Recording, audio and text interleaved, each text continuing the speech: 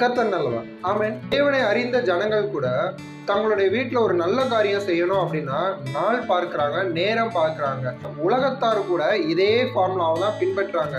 நம்ம தேவனுடைய பிள்ளைகளா இருக்கிறோம் அப்படின்னா அவங்களுக்கும் நமக்கும் எல்லா காரியத்திலும் வித்தியாசம் ஏற்படுத்தணும். தேவன் படைத்த ஒவ்வொரு நாளும் ஒவ்வொரு நேரமும் நல்ல நாட்கள் நல்ல நேரங்கள் அப்படிங்கிறது நம்ம அறிந்தது தான். உங்களுடைய விசுவாசம் அப்படிங்கிறது தேவனை சார்ந்து தான் இருக்கணுமே தவிர உலக காரியத்தை சார்ந்து இருக்கக்கூடாது. சரி, நான் இன்னொரு விஷயத்துக்கும் வாரேன்.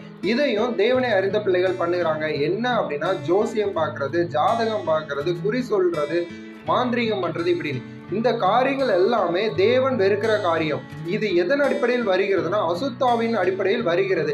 சரி, நீங்க இப்ப போய் ஜாதகமே பாக்குறீங்க அப்படின்னா அந்த ஜாதகத்துல என்ன உங்களுக்கு சொல்லுவாங்க? உங்களுடைய கடந்த காலங்கள் சொல்றதுக்கு வாய்ப்பு இருக்கு, நிகழ்காலம் சொல்லுகிறதுக்கு வாய்ப்பு இருக்கு, எதிர்காலம் சொல்லுவாங்க. ஆனா அந்த எதிர்காலம் அப்படியே நடக்குமான்னு கேட்டா நிச்சயமா கிடையாது. எதிர்காலம் அப்படிங்கிறது தேவனுடைய பிள்ளைகளாகிய ஒவ்வொருவருக்கும் தேவனுடைய கரத்தில் இருந்து தான் வருகிறது. தேவன் உங்களை குறித்து என்ன நோக்கம் வைத்திருக்கிறார், திட்டம் வைத்திருக்கிறார் அப்படிங்கிறது தேவனுக்கு மாத்திரம்தான் தெரியும். தேவனோடு ஒன்றி போனீங்க அப்படின்னா தேவன் உங்களுக்கு அந்த காரியத்தை வெளிப்படுத்துறதுக்கு வாய்ப்பு உண்டு. தேவனை சாராத ஜாதகம் பார்க்கிற குறி சொல்லுகிறவங்களுக்கு எப்படி உங்களுடைய எதிர்காலம் தெரியும்? இதுதான் என்னோட முதல் கேள்வி. அப்ப நான் ஜாதகம் பார்க்கறது தப்பா? என்னுடைய எதிர்காலத்தை நான் எப்படி தெரிந்து கொள்கிறது அப்படின்னா அதுக்கு தான் தேவன் நம்ம கையில வேத புஸ்தகத்தை கொடுத்திருக்கிறார். அதுல இருக்கிற ஒவ்வொரு காரியங்களும் உங்கள் எதிர்காலத்தை நிர்ணயிக்கக்கூடியதா இருக்குது.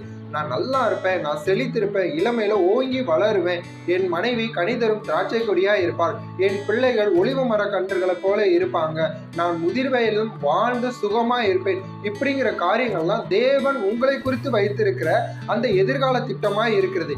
இது எல்லாமே நீங்க ஜாதகம் பார்க்கும் போதோ குறி சொல்லும் பொழுதோ சொல்ல மாட்டாங்க. அவங்க ஒரு குத்துமதிப்பா தான் சொல்லுவாங்களே தவிர அது நிஜம் கிடையாது. இன்னைக்கு நான் உங்களுக்கு சொல்றேன், இப்படிப்பட்ட காரியங்கள்ல நீங்க ஈடுபடுகிறவர்களா இருந்தீங்கன்னா இன்னைக்கு அது எல்லாவற்றுக்கும் முற்றுப்புள்ளி வைத்திருங்க. தேவனை மாத்திரமே சார்ந்திருங்க. நீங்க மாத்திரம் இல்ல, தேவனை அறியாத உங்களுடைய சந்ததியார், உங்களுடைய சொந்த பந்தங்கள் இருந்தா அவங்களுக்கு இதை எடுத்து காமிங்க. தேவன் உங்களுக்காக நல்ல திட்டங்களை வைத்திருக்கிறார். வேதமும் அதான் சொல்லியிருக்கு. உங்களை குறித்து நான் வைத்திருக்கிற திட்டங்கள் நன்மைக்கு ஏதுவான, சமாதானத்திற்கு ஏதுவான திட்டங்கள் அப்படின்னு சொல்லப்பட்டிருக்குது. அப்ப இந்த வார்த்தையை விசுவாசிங்க, நம்முடைய தேவனை விசுவாசிங்க. உங்களுடைய எதிர்காலம் மற்றவங்களால நிர்ணயிக்கப்படுகிறது இல்லை. தாயின் கருவில் உருவாவதற்கு முன்னுமே உங்களுடைய நோக்கம் என்ன, திட்டம் என்ன, உங்களுடைய வாழ்வு எப்படி நலமா இருக்கும் அப்படிங்கறது தேவன் முன்குறித்து வைத்திருக்கிறார்.